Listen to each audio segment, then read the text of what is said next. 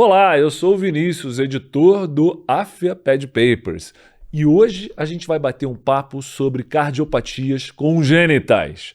Não, eu não sou cardiologista, eu sou pediatra geral, também especialista em terapia intensiva, mas principalmente a minha função hoje é como pediatra geral. Então o que eu quero conversar com vocês é falar sobre cardiopatias congênitas na visão de um pediatra geral. É sobre isso que nós vamos conversar hoje.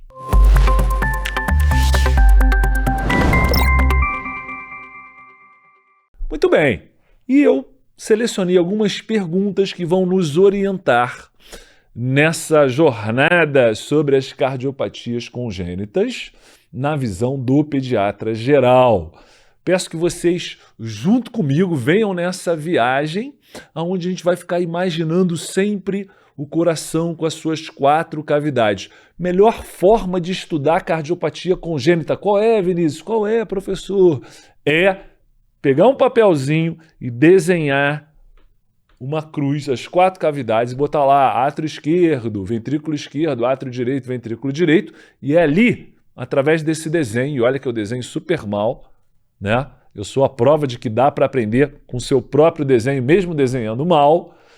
Fazendo esse desenho, você consegue entender melhor o fluxo e das diferentes cardiopatias, com diferentes alterações anatômicas, e aí você consegue entender a fisiopatologia da doença e entender como é que se trata, qual é o caminho a seguir. Muito bem, então a primeira pergunta que eu selecionei é a seguinte: o coração do feto é diferente ou não? Sim, o coração do feto é diferente. Na verdade, não é o coração do feto especificamente que é diferente, é a circulação do feto que é diferente.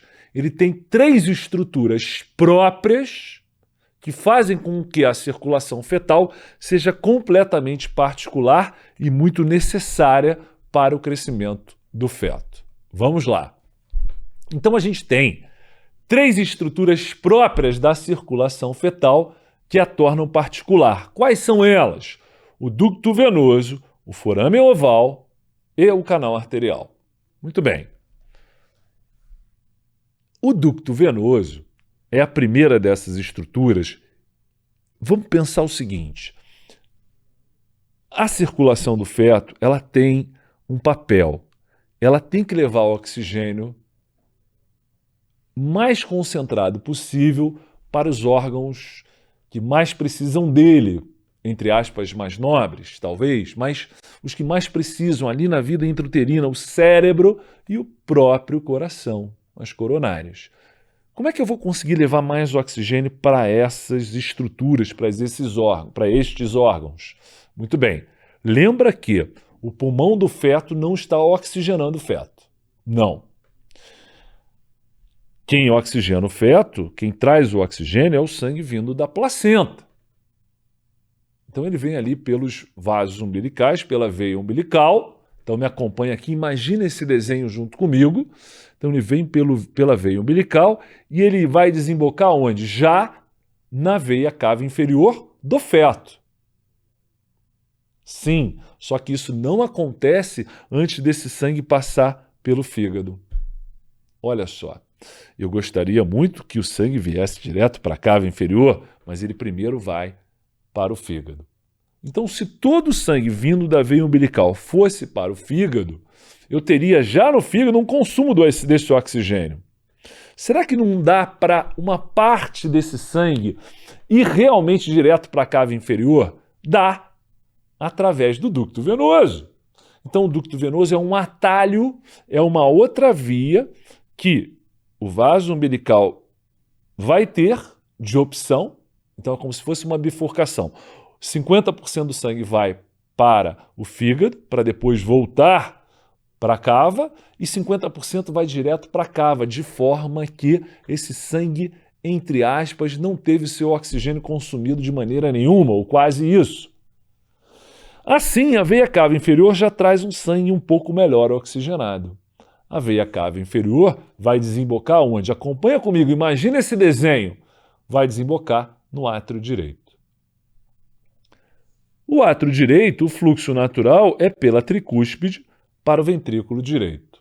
Só que esse sangue que vem da cava inferior, por uma questão anatômica, como se fosse um mecanismo de correntes na água do mar, esse fluxo que vem da cava inferior, lembra, com o sangue mais oxigenado possível, ele não vai basicamente passar através da tricúspide para o ventrículo direito. Não, ele vai passar do átrio direito através do forame oval para o átrio esquerdo.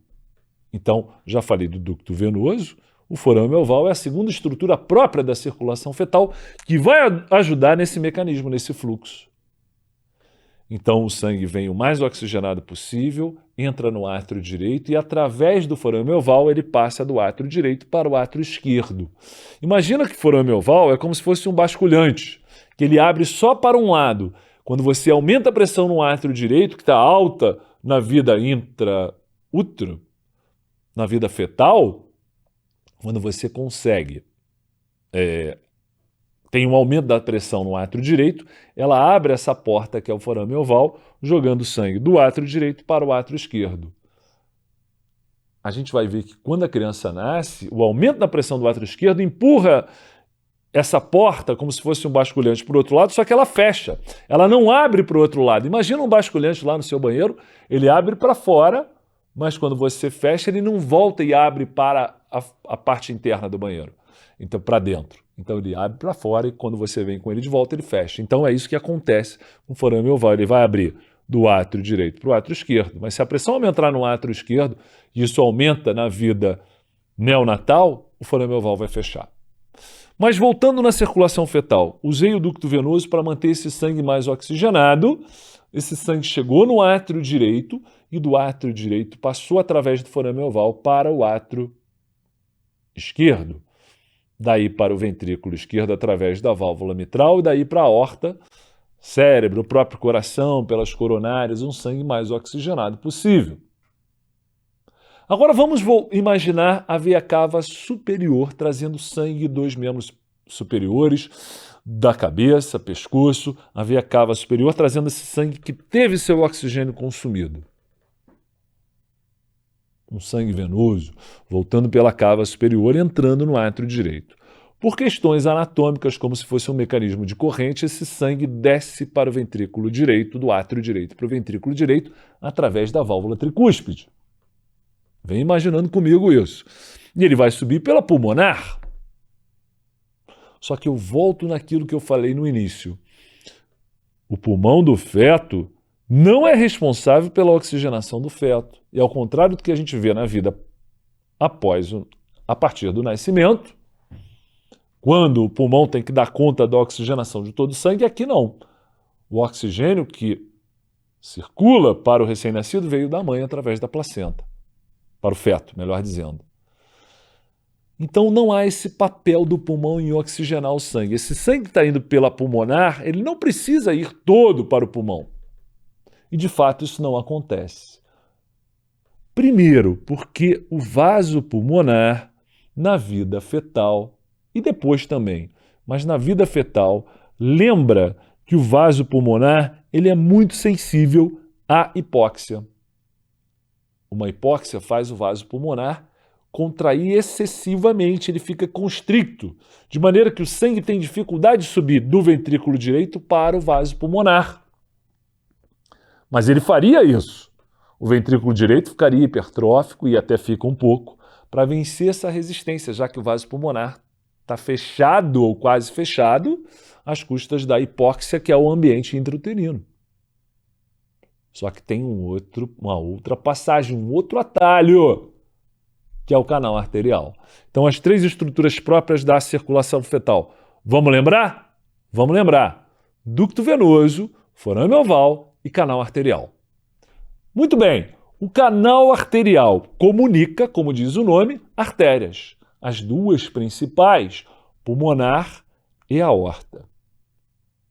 Então, o sangue tem dificuldade de subir pela artéria pulmonar, visto que ela está constricta.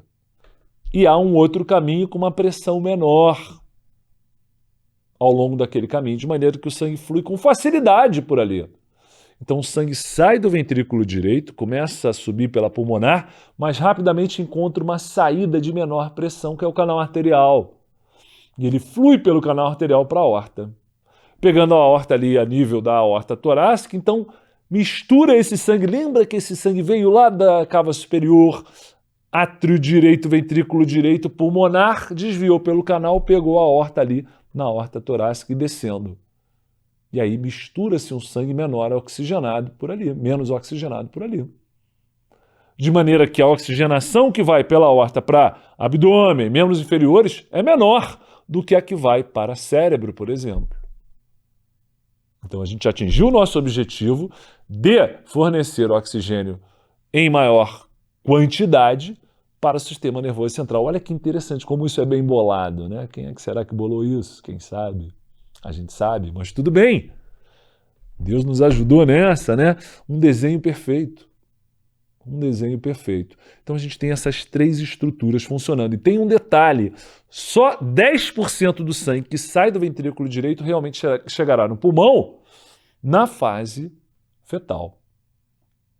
E aí tudo bem, está montado essa circulação do feto. Perfeito.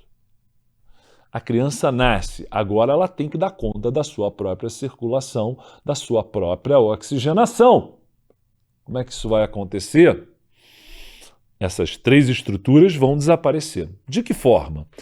Quando liga-se o cordão umbilical, o fluxo de sangue pela veia umbilical vai desaparecer. A criança nasceu, cortou o cordão, já era o momento. Parou o fluxo pela veia umbilical, parou o fluxo pelo ducto venoso, ele fecha, pelo menos do ponto de vista funcional, imediatamente após o nascimento. A criança nasceu, ela respira agora por conta própria, abre os pulmões. A sua oxigenação, ela sai do meio intrauterino, que tem uma oxigenação menor, para o meio externo, rico em oxigênio, comparado ao ambiente intrauterino. Aquele oxigênio abundante faz com que a PaO2 suba e o vaso pulmonar dilate. Lembra que ele é sensível ao oxigênio? Ele contrai na hipóxia, mas ele dilata quando eu tenho oferta de oxigênio. O fluxo de sangue pela pulmonar começa a aumentar muito. O sangue vai para a artéria pulmonar, volta pelas veias pulmonares para o átrio esquerdo. Olha a pressão no átrio esquerdo aumentando, já que o volume do átrio esquerdo agora vai ser bem maior. Lembra disso, se o volume de sangue pela pulmonar está maior, o volume de sangue que volta para o átrio esquerdo também aumenta. Aumentou a pressão no átrio esquerdo. Lembra lá daquele basculhante?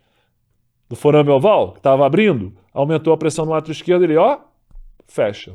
Fechou o forame oval. Isso já nas primeiras horas de vida. E o canal arterial também precisa fechar? Também precisa. Porque se eu deixar ele aberto, inclusive existe uma cardiopatia com esse nome, a persistência do canal arterial aberto.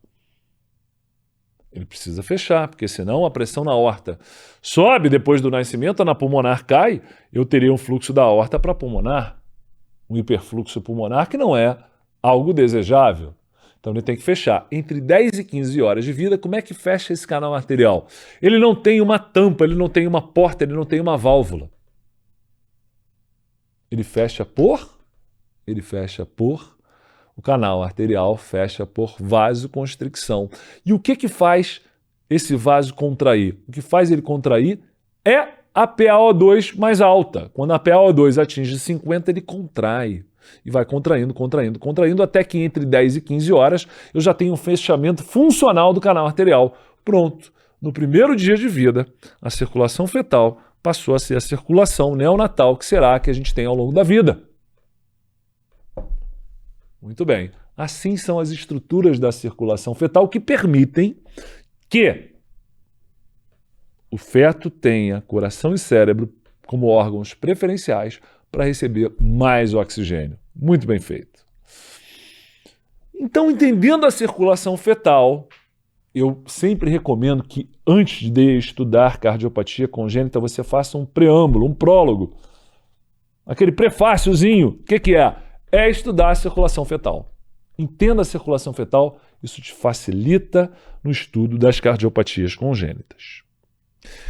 O próximo tópico são as cardiopatias mais comuns, as acianóticas, aonde eu não percebo cianose. Até porque não há. E eu vou começar com as principais, que são as cardiopatias acianóticas com hiperfluxo pulmonar. Cardiopatias acianóticas com hiperfluxo pulmonar. A gente tem, diria, 4 principais. E uma que eu vou citar por uma característica particular, curiosa que ela tem. Então, quais são? C e V, comunicação interventricular. C e A, comunicação interatrial. Defeito do septo atrioventricular. Persistência do canal arterial e retorno venoso pulmonar anômalo parcial. Vamos falar de cada uma delas. Começando pelo CIV. CIV é a cardiopatia congênita mais comum da infância.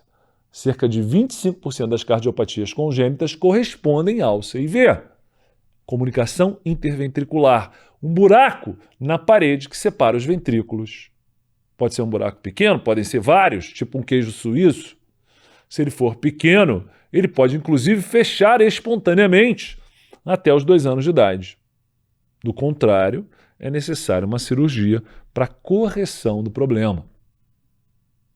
Às vezes até com o uso do cateterismo. Mas enfim, essa janela incômoda tem que fechar. O que acontece quando eu tenho um buraco que comunica, um ou uns buracos que comunicam o ventrículo esquerdo com o ventrículo direito? Após o nascimento, o ventrículo direito vai lidar com a circulação pulmonar, que tem pressão menor. Tem pressão menor a artéria pulmonar. Então, o ventrículo direito ele se torna menos potente em termos de espessura, em termos de força. Ele não precisa ser tão forte, ele lida com a circulação pulmonar, que tem baixa pressão, comparada à circulação sistólica. A pressão na aorta. Muito bem.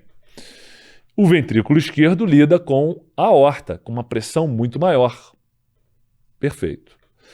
Então, a pressão que o ventrículo esquerdo precisa vencer é maior e dessa forma, a pressão sendo maior, ele será mais forte para vencer essa pressão.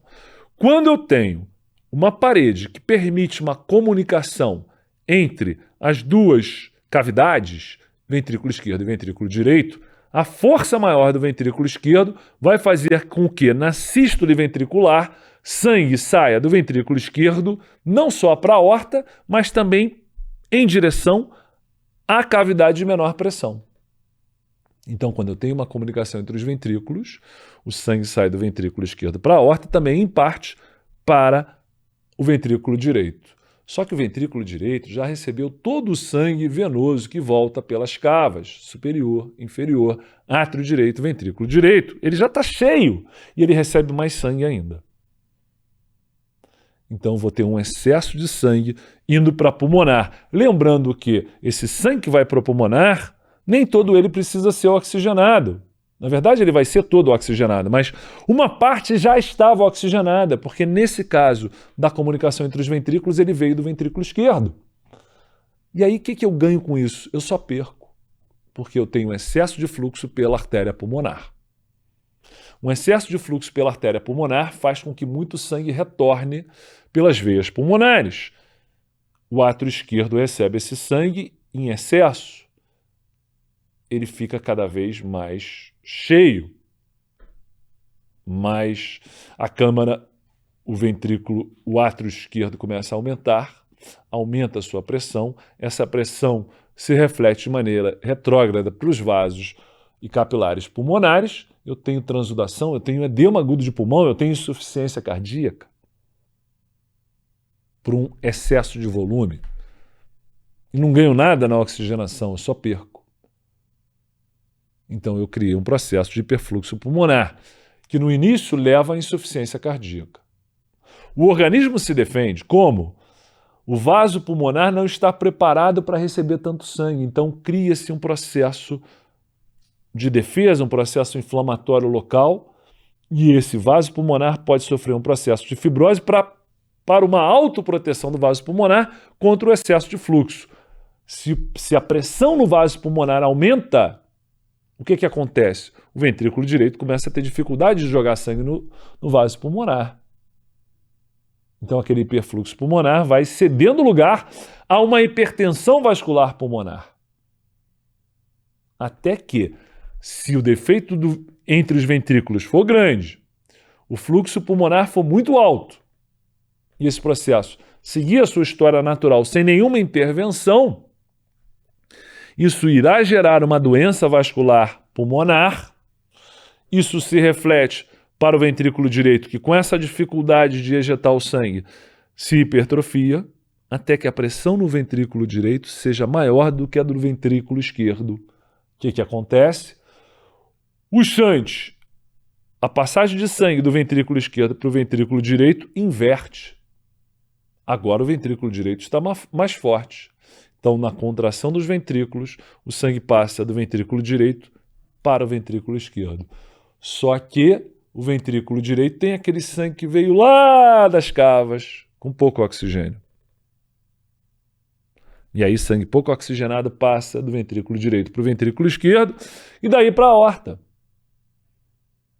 Sangue pouco oxigenado que leva à cianose. Então, uma cardiopatia acianótica do hiperfluxo pulmonar pode levar, na sua história natural, a um processo onde eu saio de uma cardiopatia acianótica para uma cardiopatia cianótica.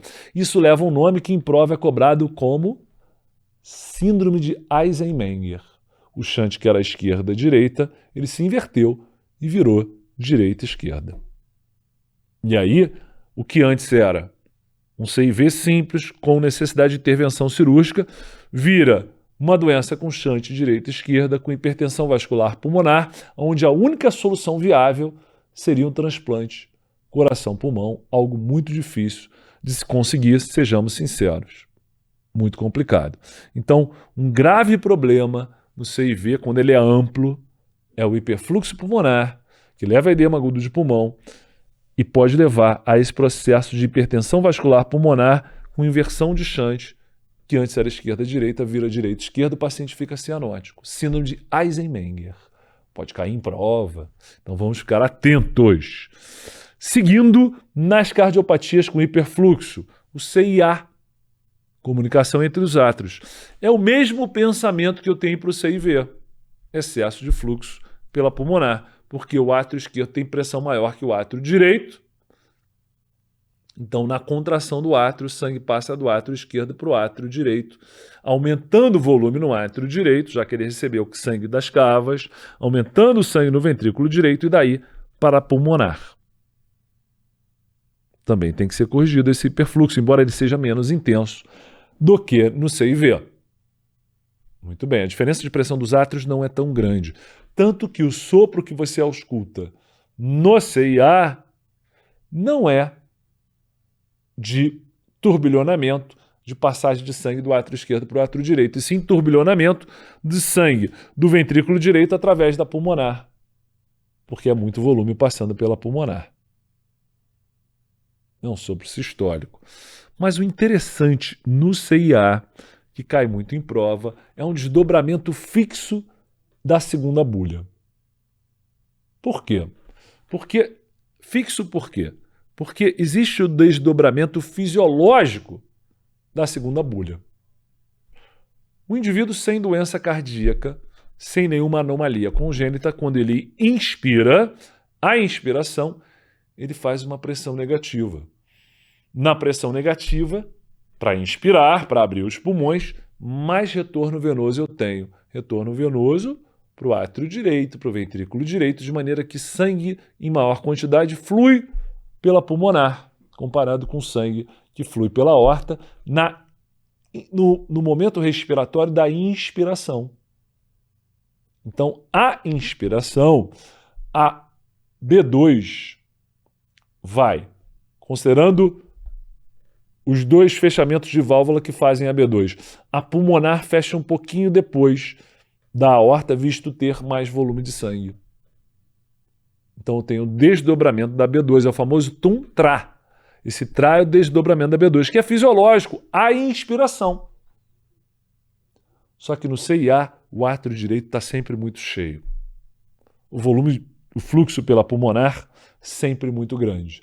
Então, o desdobramento, o batimento, o fechamento da pulmonar depois da válvula aórtica é sempre. Então, o desdobramento independe da respiração, ele é fixo. Desdobramento fixo da B2, pensar no CIA. Seguindo nas cardiopatias com hiperfluxo. Persistência do canal arterial. O canal arterial não fechou. Ou porque o paciente era prematuro e havia uma imaturidade da muscular do canal, de maneira que ele não respondeu ao oxigênio, ao aumento do oxigênio. Ele não contraiu, não fechou, e assim a gente ficou com o canal ali aberto, e a pressão na aorta cada vez maior e na pulmonar cada vez menor. É o fisiológico, só que eu tenho uma passagem entre os vasos. Então, na sístole e na diástole, tanto numa fase como da outra do ciclo cardíaco, a pressão na aorta sempre maior do que na pulmonar, eu vou ter fluxo de sangue da aorta para a pulmonar. E terei hiperfluxo pulmonar com todas as suas consequências, edema agudo, hipertensão vascular pulmonar. E tem interessante nessa doença, na persistência do canal arterial, é que a pressão na aorta, como falei, é sempre maior do que na pulmonar. Sempre maior. Então, o sopro eu ouço tanto na sístole como na diástole. Só que na sístole, a pressão da aorta é muito maior do que a da pulmonar comparado à fase da diástole. A diferença de pressão cai um pouco quando eu entro na diástole, porque a pressão na aorta já estaria um pouco menor. Então, a intensidade do fluxo é maior na sístole, menor na diástole, mas sempre haverá fluxo da aorta para a pulmonar. Vamos imaginar isso junto comigo. Se eu tenho fluxo o tempo inteiro, mas ele é mais intenso na sístole e menos intenso na diástole, eu terei intensidades de fluxo ausculta diferentes. Por isso que o sopro no PCA ele é contínuo, porém em duas fases. Ele é tchum-tchum, ele é tu-tu, tu-tu. Ele tem duas intensidades, uma mais intensa, outra menos intensa. É o famoso sopro de trenzinho, né? Sopro em maquinária, contínuo em maquinária, clássico do canal arterial aberto, que tem que ser fechado, ou por um cateterismo, ou por cirurgia. Sendo que, especificamente no prematuro, porque eu posso ter um defeito estrutural do canal, na criança que nasce a termo e tem o canal aberto e não vai fechar, por um defeito estrutural, tem que operar, tem que fazer um cateterismo. Ou eu posso ter o imaturo, canal com muscular imatura pela prematuridade, e aí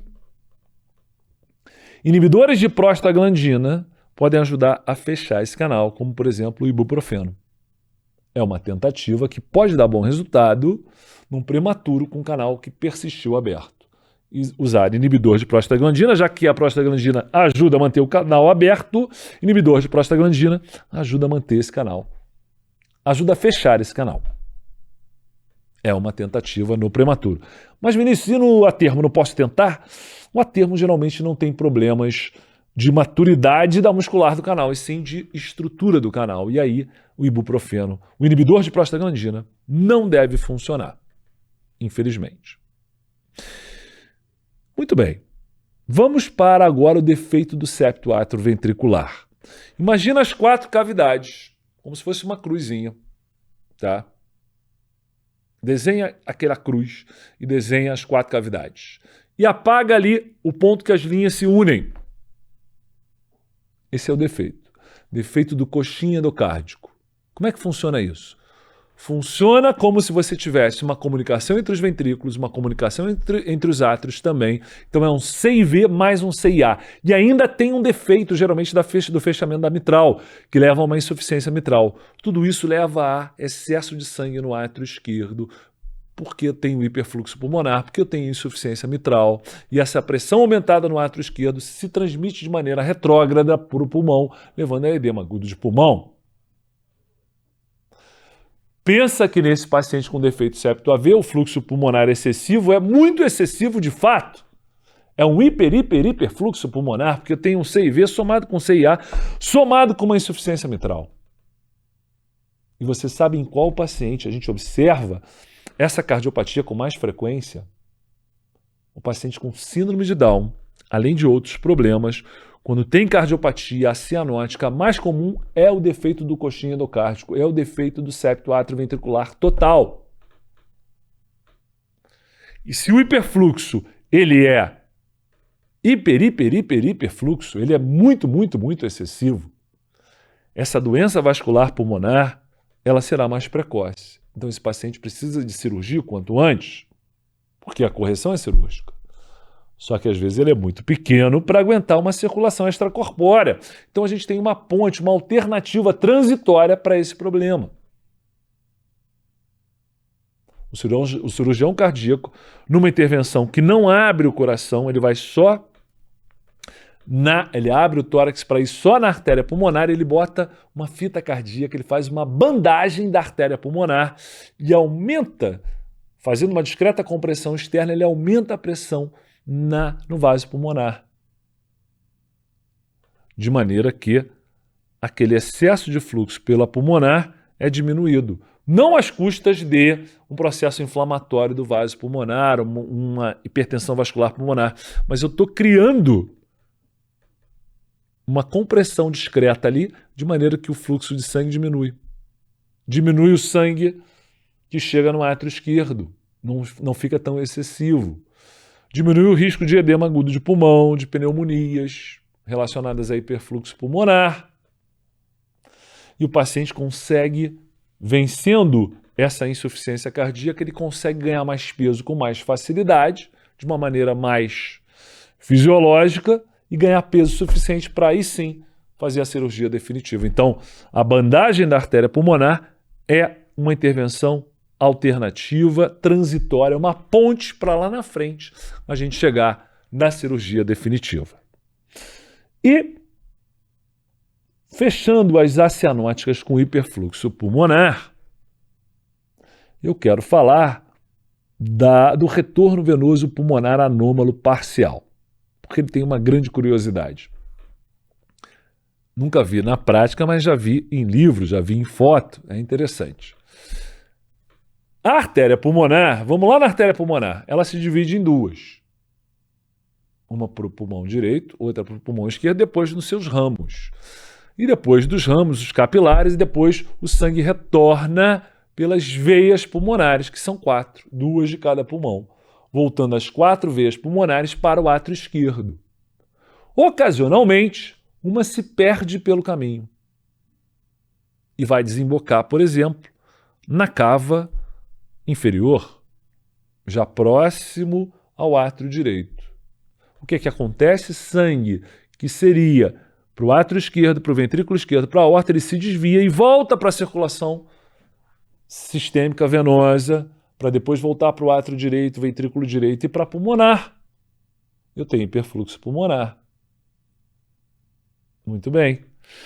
Qual é a curiosidade? Bem, primeiro que eu tenho hiperfluxo pulmonar, mas qual é a curiosidade? Quando um desses vasos, ao voltar, cai na cava inferior, ali a nível torácico, eu posso fazer uma sombra maior da cava inferior, visível ao raio-x de tórax, como uma sombra, um vaso fazendo uma sombra ao lado do coração, no hemitórax direito.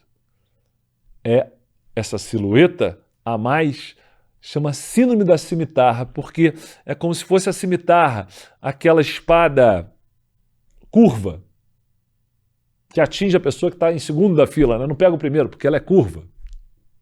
Pega o de trás. Essa espada curva, essa cimitarra, deixa eu mostrar aqui para vocês, assim, ou assim como está meu braço aqui, essa curva, como se fosse uma espada, uma cimitarra, é uma característica, nunca vi, mas já vi em livro, é interessante, num raio-x de tórax de um paciente com retorno venoso anômalo parcial, porque não são todas as veias pulmonares que mudam de direção, uma ou duas no máximo. Síndrome da cimitarra, retorno venoso pulmonar anômalo parcial. Ainda nas acianóticas, a gente tem as cardiopatias de obstrução, como estenose pulmonar, estenose aórtica. Lembrando que eu posso ter as duas alterações, estenose aórtica e estenose pulmonar, no paciente com síndrome de Williams, que além disso tem uma face descrita no livro como face de elfo, como se fosse um duende, e hipercalcemia idiopática, síndrome de Williams. E a gente tem a coartação da aorta, que é uma obstrução importante ao fluxo sanguíneo da aorta. Como é que eu identifico a coartação da aorta? Essa coartação, esse estreitamento, geralmente é a nível torácico, geralmente logo próximo ao canal arterial, ao local que desemboca o canal arterial na aorta. Geralmente um pouco antes disso, eu tenho esse estreitamento da aorta. O que acontece com esse estreitamento da aorta? O sangue tem dificuldade de fluir pela aorta torácica, pela aorta abdominal, para os membros inferiores. Então, a característica básica da coartação da aorta, que precisa de uma intervenção cirúrgica para correção, é a diferença de pulso e de pressão em membros superiores e membros inferiores. O sangue tem dificuldade de fluir pela aorta torácica, então o que está dali para cima, sangue que flui para os membros superiores, tem uma pressão até aumentada, um fluxo aumentado, e um fluxo para baixo diminuído. Então o que acontece? Eu posso ter inclusive hipertensão arterial nos membros superiores e dificuldade ou até hipotensão nos membros inferiores. E eu tenho principalmente um pulso femoral, que é um pulso central, cheio, intenso, nesse caso da coartação da aorta, com uma amplitude muito diminuída. Então, se eu identifico essa alteração já no recém-nascido, o ecocardiograma é fundamental para demonstrar a presença da coartação da aorta e corrigi-la cirurgicamente. Muito bem, pessoal.